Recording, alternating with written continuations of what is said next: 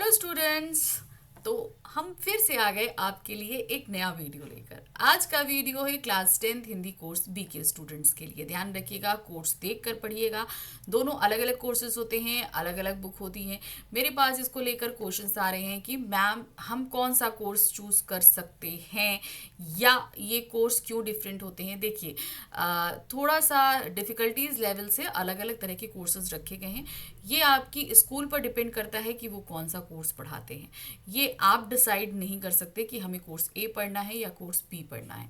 ये आपका school decide करेगा कि वो कौन सा कोर्स लेकर चलाना चाहेगा।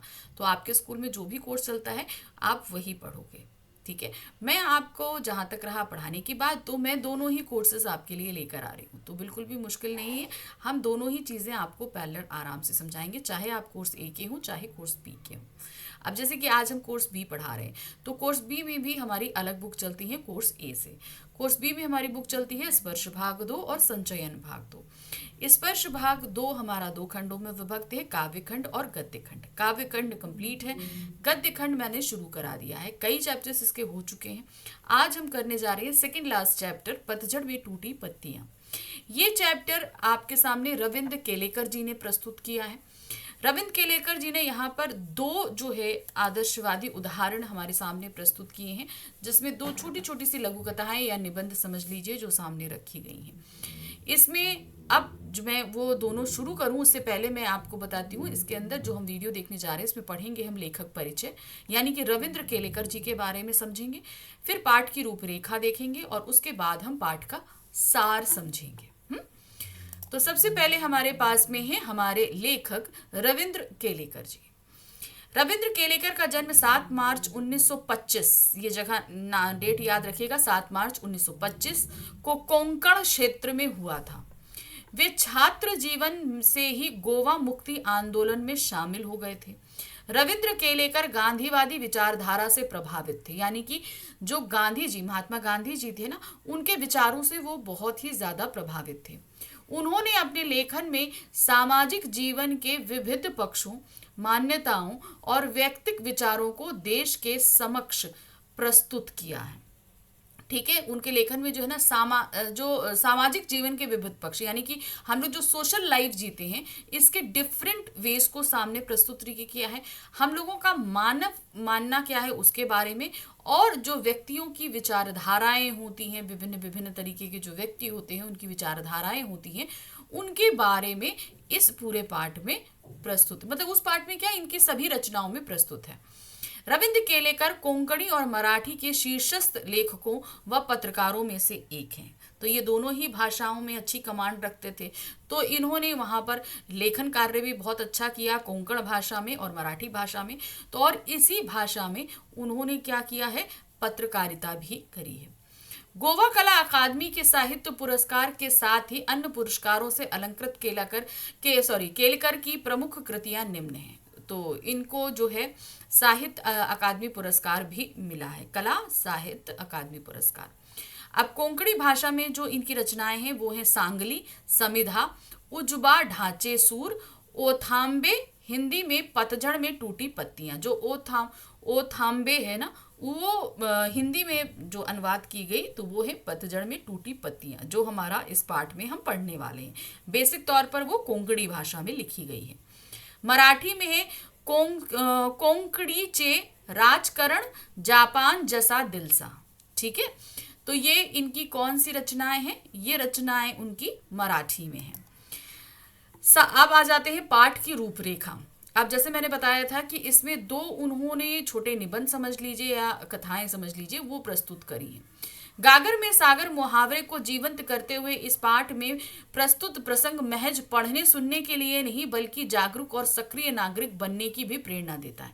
तो ये सिर्फ नहीं है कि आपको आनंद लेना है तो इन दोनों रचनाओं को पढ़िए, या आपको सिर्फ रीडिंग करनी है इसलिए पढ़िए। ये रचनाएं ऐसी हैं जो आपके जीवन पर बहुत ही ज़्यादा असर डालेंगी, यानी कि आपको सीखने के लिए काफ़ी कुछ मजबूर करेंगी। तो पहला प्रसंग है गिन्नी का सोना। जीवन में अपने लिए सुख साधन जुटाने वालों से नहीं बल्कि उन लोगों से परिचित कराता है जो इस जगत को जीने और रहने योग्य बनाए हुए हैं। तो जो गिन्नी का सोना हम पढ़ने वाले हैं ना, इस पार्ट में हम देखेंगे कि ये संसार हम सभी के रहने के लिए तो है, सभी लोग रहते हैं यहाँ पर, आदमी भी रहते हैं, पशु पक्षी भी रहते हैं, सब रहते हैं, लेकिन इस जगह को रहने योग्य बनाने वाले बहुत ज्यादा महत्वपूर्ण हैं। और ऐसे लोग होते हैं आदर्श, अपने आदर्शों अपनी मान्यताओं को लेकर चलने वाले लोग। तो गिन्नी का सोना उन्हीं लोगों पर आधारित है। दूसरा प्रसंग है झेन की देन। बौद्ध दर्शन में वर्णित ध्यान की उस पद्धति की याद दिलाता है जिसके कारण जापान के लोग आज भी अपनी व्यवस्थित दिनचर्या के बीच कुछ चैन भरे पल पा जाते हैं। तो यहाँ पर क्या बताया जा रहा है कि जो दूसरा प्रसंग है हमारा झेन की दिन, ये जापान का एक उदाहरण प्रस्तुत किया है इसमें कि किस तरीके से उन्होंने सबसे अपने व्यस्ततम टाइम में जो है अपने लिए समय नहीं निकलता, जिसकी वजह से वहां सभी लोग मानसिक रूप से ज्यादा बीमार पड़ने लगे। तो उन्होंने एक बौद्ध पद्धति अपनाई जिसकी वजह से उन्हें बहुत ही शांति दर्शन हुए। चलिए पाठ का सार शुरू करते हैं। सबसे पहले हमारे पास में आ रहा है गिन्नी का सोना। ठीक है, अच्छा गिन्नी आप समझो, गिन्नी होती है ऐसे सॉलिड कॉइन टाइप का होता है। ठीक है, कॉइन समझ लो, स्क्वायर समझ लो, उसमें जो सोना होता है वो बहुत प्योरिटी लिए होता है। ठीक है, शुद्ध आदर्शों का स्वरूप। शुद्ध सोने में तांबा मिलने पर गिन्नी का सोना बनता है। ठीक है, समझ में आया? शुद्ध सोना होता है, मैंने बताया ना गिन्नी में शुद्ध सोना होता है और उसमें फिर मिला दिया जाता है तांबा। क्योंकि अगर सिर्फ सोना होगा, अगर हम कह रहे शुद्धता लिया सोना होगा तो उसमें लचक होती है। ठीक, क्या होती है? लचक होती है, सॉलिडपन नहीं होता है वो। अगर वो शुद्ध सोना होगा तो आप उसे जिस भी हाल में बेंड करोगे वो बेंड हो जाएगा, सॉलिड नहीं रहेगा। मेन हम जो गिन्नी की बात कर रहे हैं, ठीक है, तो उसमें जब तांबा मिला दो तो वो थोड़ा सॉलिड बन जाता है, उसको आप आसानी से मोड़ नहीं सकते। ये अधिक चमकीला और मजबूत हो जाता है जब उसमें हम तांबा मिला देते हैं। भाई सोना तो पीलापन लिया होता है और तांबे का कैसा रंग होता है? कॉपर कलर का होता है। जब उसको हम सोने में मिला देते हैं तो सोने में थोड़ी सी चमक आ जाती है और मजबूती भी आ जाती है। औरतें इसी सोने के गहने बनवाती हैं, तो जिसमें चमक आ जाती है और थोड़ा वो सॉलिड हो जाता है, तो हम सब जो लेडीज गहने पहनती हैं वो उसी सोने से बनता है। शुद्ध आदर्श भी शुद्ध सोने के समान होते हैं। समझ में आया? जो बहुत ही अच्छे शुद्ध आदर्श होते हैं वो शुद्ध सोने के समान होते हैं। कुछ लोग उसमें व्यावहारिकता का तांबा मिला देते हैं, यानी कि एक तो होता है हमारे आदर्श बहुत अच्छे हैं, बहुत सब अच्छा है, लेकिन अच्छे तो हैं लेकिन हम उन्हें व्यवहार में लेकर नहीं आते। मान लो हम बोलते हैं कि हमें सच सुनना बहुत पसंद है, ठीक है, हमें सच बोलना बहुत पसंद है, ठीक है, हमें सच लिखना पसंद है। बिल्कुल, ये हमारे आदर्श हैं। तो ये आदर्श हमारे क्या है? शुद्ध सोना है। लेकिन इसे हम प्रैक्टिकली इस्तेमाल नहीं करते। कहने का मतलब, हमें जहां जरूरत है वहां हम सच बोलते हैं, जहां नहीं है वहां हम सच को मोड़ तरोड़ देते हैं या झूठ बोल लेते हैं। परिस्थिति के हिसाब से हम उसका इस्तेमाल करते हैं। ठीक है, हम क्या करते हैं? परिस्थिति के हिसाब से उसका इस्तेमाल करते हैं।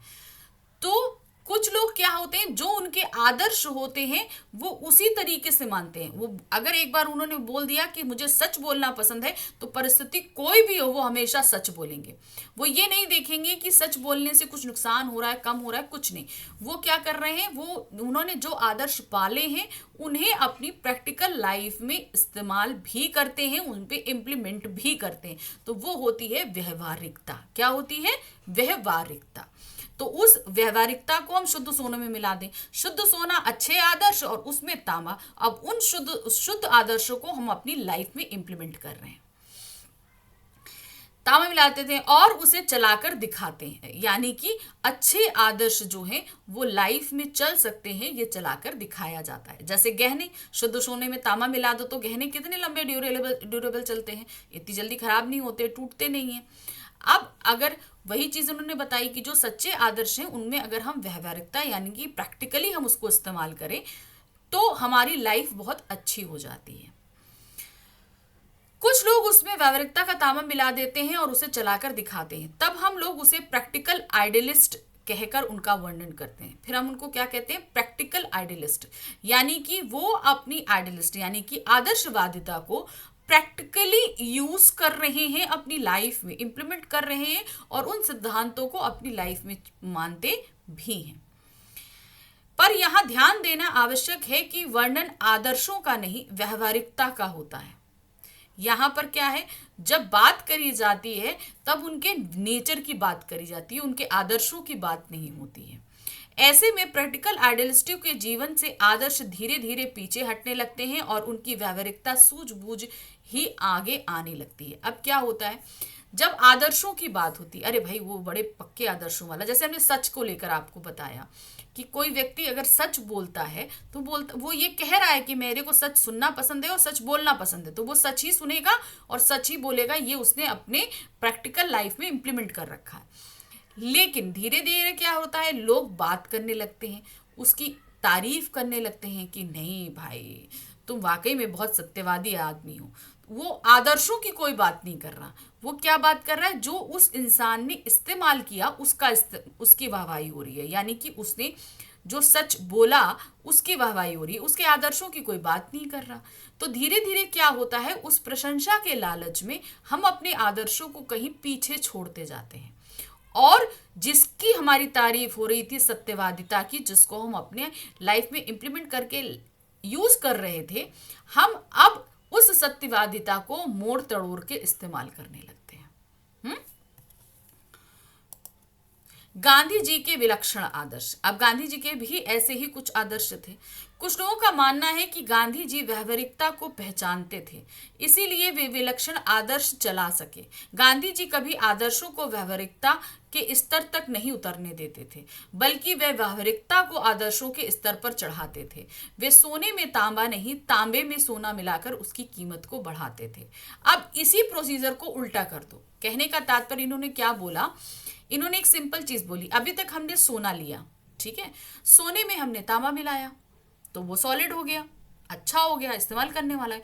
लेकिन गांधी जी ने उल्टा किया, गांधी जी ने तांबे के अंदर सोना मिलाया। अब इसको वो कैसे बता रहे हैं, उनका कहने का मतलब है कि हमने अपने आदर्शों में व्यवहारिकता नहीं लानी, हमारे व्यवहार में हमें आदर्शों को लेकर आना है। यानी कि हमारे आदर्शों की लोग बात करें, इसलिए उसको हमें व्यवहार में लेकर आना है।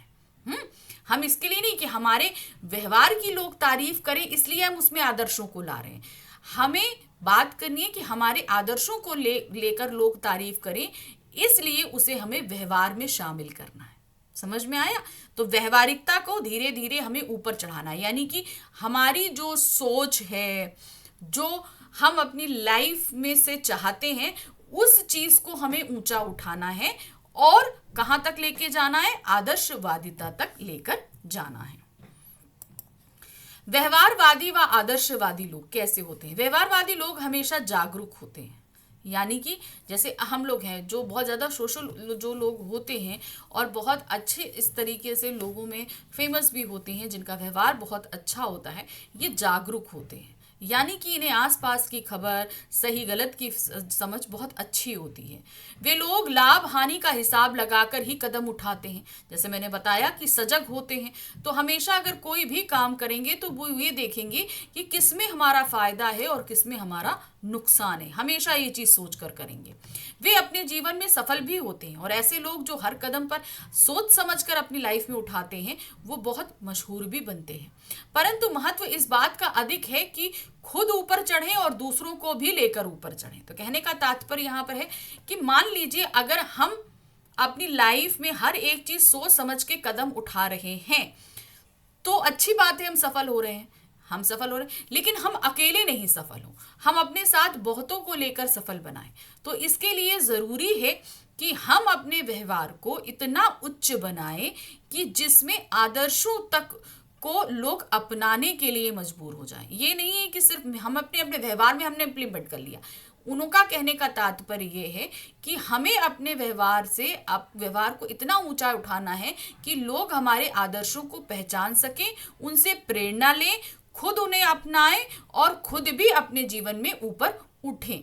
तो हम जो काम कर रहे हैं उससे दूसरों को प्रेरणा मिलनी चाहिए और वो भी लाभ प्राप्त कर सके और उन्हें जो है बहुत ज़्यादा पब्लिसिटी टाइप की या बहुत नेम फेम भी मिल सके। दूसरों को साथ लेकर ऊपर चढ़ने का काम आदर्शवादी लोगों ने ही किया है। तो समझ में आया, जो लोग आदर्शवादी होते हैं, जो अपनी लाइफ में सही तरीके के आदर्शों को इस्तेमाल करते हैं, सिर्फ मानते ही नहीं अपने व्यवहार में भी उसको यूज करते हैं, ऐसे लोगों ने ही समाज को शाश्वत मूल्य दिए हैं। व्यवहारिक लोगों ने तो समाज को गिराया है। यानी कि जो बहुत ही प्रैक्टिकल लोग होते हैं, जो हर चीज को वास्तविकता भौतिकता के साथ जोड़कर चलते हैं, वो हमेशा जो है समाज को नीचे की तरफ लेके जाते हैं, क्योंकि समाज में आदर्श जरूरी है जिसमें संवेदनशीलता की भी आवश्यकता रहती है। तो ये तो रहा हमारा पहला निबंध, जिसमें हमने समझा गिन्नी के सोने के माध्यम से आदर्शवादी यानी कि आइडियलिस्ट प्रैक्टिकलिस्ट कैसे होते हैं। ठीक है, अब हम आ जाते हैं दूसरे पर, जो है हमारी झेन की देन, जापानियों के मानसिक रोग का कारण।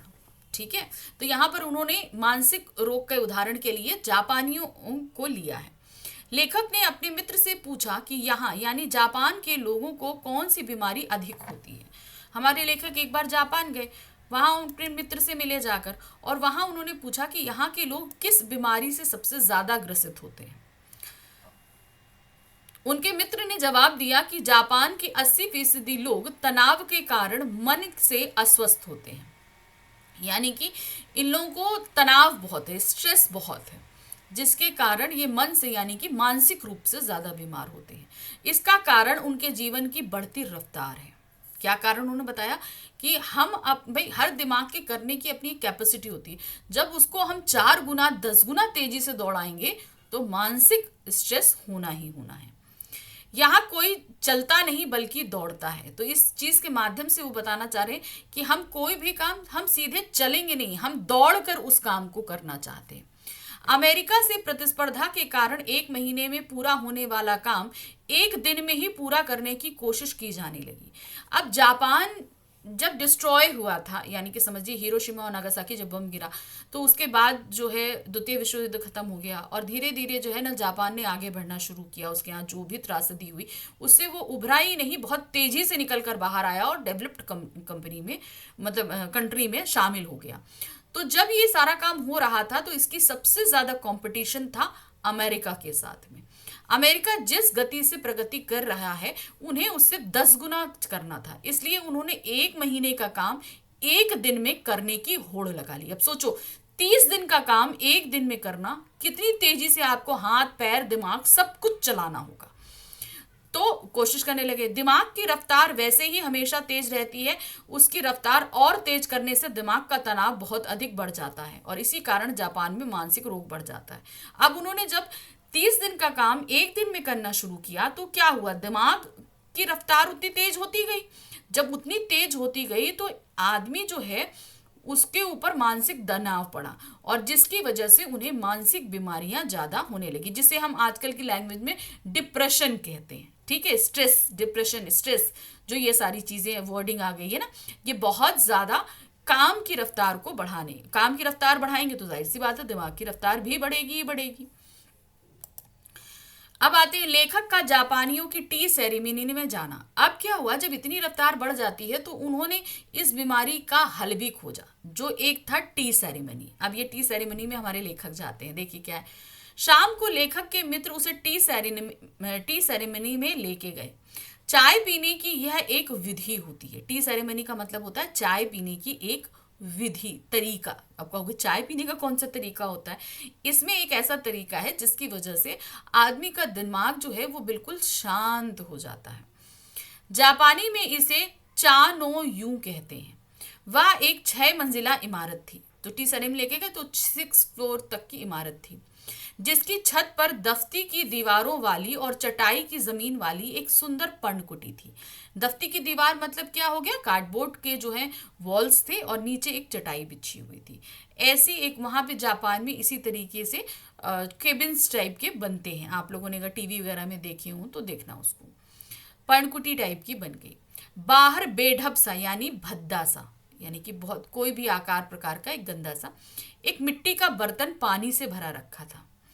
हाथ पांव धोकर व तौलिए से पोंछकर सभी लोग अंदर गए। तो इस टी सेरेमनी की शुरुआत क्या होती है कि जब आप पर्णकुटी में दाखिल हो रहे हैं, यानी कि उस टी सेरेमनी हॉल में जब दाखिल हो रहे हैं, तो वहां पर आपको एक बर्तन मिलेगा पानी का, तो उससे हाथ पैर और मुंह धो के, और टॉवल मिलेगी, वो पोंछ के आपको अंदर जाना है। ठीक है, हमारे लेखक भी अंदर पहुंच गए। अंदर गए। अंदर बैठे चाजीन ने एक कमर झुकाकर उन्हें प्रणाम किया। यानी कि अंदर जो उन्हें चाय पिलाने वाला था वो क्या कहलाता है? चाजीन। उसने कमर झुकाई और उन्हें प्रणाम किया और बैठने की जगह दी कि ठीक है, आइए यहाँ बैठिए। अंगीठी सुलगाई। उस समय चाय दानी रखी थी। अब क्या था, उन्होंने कहा कि इशारा किया, आइए यहाँ बैठिए। वो लोग बैठ गए। अब बैठने के बाद वो कहाँ चला गया? अंगीठी सुलगाने, जहां पर वो चाय बनाने वाला था। बगल के कमरे में जाकर कुछ बर्तन लाकर तौलिए से साफ किए। बगल के बर्तन कमरे में गया, चाय बना के पानी चढ़ाया, पानी चढ़ा के बगल वाले कमरे में गया, वहां से कमरे से जो है वो चाय के बर्तन लेने के लिए गया। चाय तैयार हुई। ठीक है, अब अच्छा, चायदानी रखी, हाँ यहाँ था, हाँ, झुकाकर प्रणाम किया, अंगीठी सुलगाई और उस पर चायदानी रख दी। बगल के कमरे में जाकर कुछ बर्तन लाकर तौलिए से साफ किए। पहले उन्हें साफ किए। चाय तैयार हुई तो चाजीन ने चाय भरे प्याले उन लोगों के सामने रख दिए। चाय बनी, छोटे छोटे कप थे जिसमें मात्र 2-2 घूंट चाय आए, बस इतने छोटे कप थे, और उनमें चाय डाल के लेखक और उनके मित्र के सामने रख दिए। वहां लेखक सहित 3 मित्र थे, लेखक थे और 3 लोग और थे। इन विधि में शांति मुख्य बात होती है। यानी कि जब आप चाय पी रहे हो तो हम लोग जैसे मोस्टली क्या होता है, चाय पीते समय बहुत गप्पे मारते हैं, बातें करते हैं, लेकिन वो वहां पर बात करना मना था। इसीलिए 3 से अधिक व्यक्तियों को एक साथ प्रवेश नहीं दिया जाता था कि भाई ज्यादा लोग होंगे तो आपस में बात होगी, इसलिए एक बार में सिर्फ 3 लोगों को ही वहां एंट्री थी, क्योंकि आपको बात करना मना था, आपको सिर्फ चाय पीनी थी। टी सेरेमनी का मतलब आपको सिर्फ चाय पीनी है। टी सेरेमनी में चाय पीने की प्रक्रिया, अब चाय सामने रख तो दी गई, मगर इसको पीने का भी एक अलग ढंग था।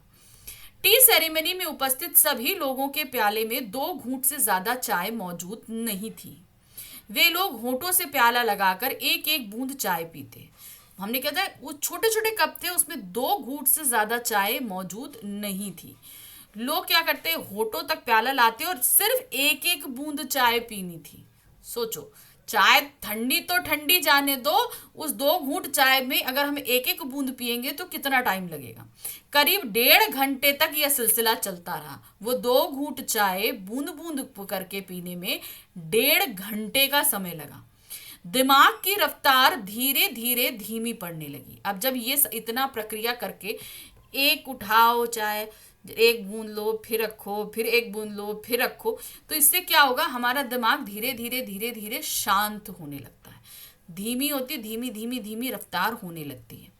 लेखक को लगा मानो वर्तमान क्षण अनंत चाल जितना लंबा है। उन्हें लगा कि ये जो प्रेजेंट टाइम है ये बहुत लंबा है, ये खत्म होने का नाम ही नहीं ले रहा। अब क्यों ऐसा, देखो ऐसा लगता है जब हम कुछ इंटरेस्टिंग काम कर रहे होते हैं तो समय बड़ी जल्दी बीतता है। 2-3 घंटे कितनी जल्दी बीत गया हमको समझ में नहीं आता। लेकिन अगर हम कोई भी इंटरेस्टिंग काम नहीं कर रहे हैं, थोड़ा सा बोरियत भरा काम कर रहे हैं, तो 10 मिनट काटना मुश्किल हो जाता है।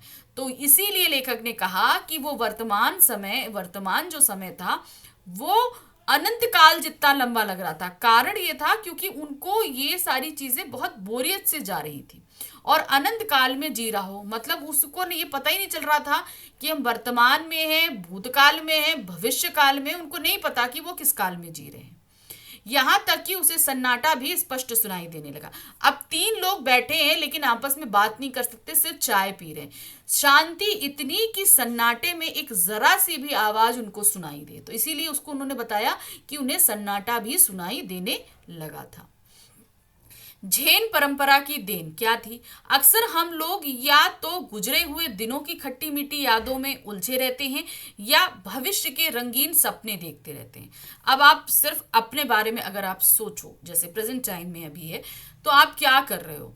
आपको या तो भूतकाल की टेंशन है, भूतकाल में जो अच्छे समय बीते, या भविष्य की टेंशन है कि मेरा एग्जाम की सारी प्रिपरेशन जल्दी हो जाए, हम एग्जाम अच्छे से कर ले। तो 2 ही चीजें हैं, या तो हम पास्ट सोच रहे हैं या हम फ्यूचर सोच रहे हैं। हम प्रेजेंट के टाइम में सोच ही नहीं रहे हैं कि अभी प्रेजेंट क्या कर रहे हैं, हम इस बारे में कोई नहीं सोच रहा है। तो वही कह रहे हैं, यथार्थ में दोनों खाल मिथ्या है। यानी कि अगर हम प्रैक्टिकली अभी यहाँ पर सोचें तो जो बीत गया उसमें हम कुछ कर नहीं सकते, और जो हम आने वाला है उसमें भी हम नहीं कुछ कर सकते। दोनों ही कालों में हमारा कोई भी बस नहीं है। तो हम किस काल में कर सकते हैं? हम वर्तमान काल में कर सकते हैं। ये जो अभी प्रेजेंट समय है हम इसमें कर सकते हैं। तो मतलब दोनों ही काल झूठ हैं, जो सच है वो है आज का समय। हमारे सामने जो वर्तमान क्षण है वही सत्य है, उसी में जीना चाहिए। जीना किसे कहते हैं उस दिन मालूम हुआ। जापानियों की झेन परंपरा की यह एक बड़ी देन है। तो समझ में आया कि झेन परंपरा की देन क्या है।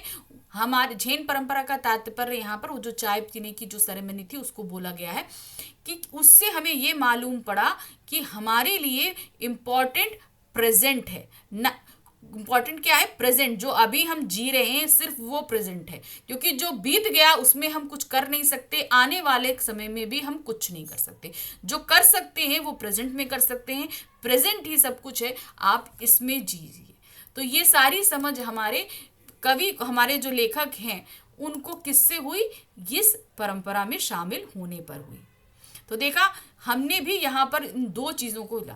आप अगर अपने आदर्श कुछ बनाते हैं तो उसे अपनी लाइफ में इम्प्लीमेंट करिए, धीरे धीरे करिए मगर करिए ज़रूर। और दूसरी कि हमें किसी चीज़ में बहुत तेज़ी रफ्तार से नहीं भागना, और प्रैक्टिकली मतलब हमें प्रेजेंट टाइम अपना जो है वो सही रखना है। प्रेजेंट जो हम कुछ कर रहे हैं वो हमें बहुत अच्छा रखना है, क्योंकि वो अच्छा रहेगा तो मान के चलिए कि हमारा आने वाला भविष्य अच्छा ही होगा। तो ये दो जो हमने यहाँ पर कहानियाँ टाइप की पढ़ी, तो बहुत कुछ इन्होंने हमें सिखाया, हमने समझा। तो ये चीज़ें आप अपनी लाइफ में इम्प्लीमेंट करने की भी कोशिश कीजिएगा। ये चैप्टर तो यही खत्म हुआ, लेकिन अभी हमारा इस बुक का आखिरी अध्याय बाकी है, कारतूस। तो लेकर आते हैं अगले वीडियो में उसी अध्याय को। मिलते हैं अगली बार। Thank you for watching. Bye bye.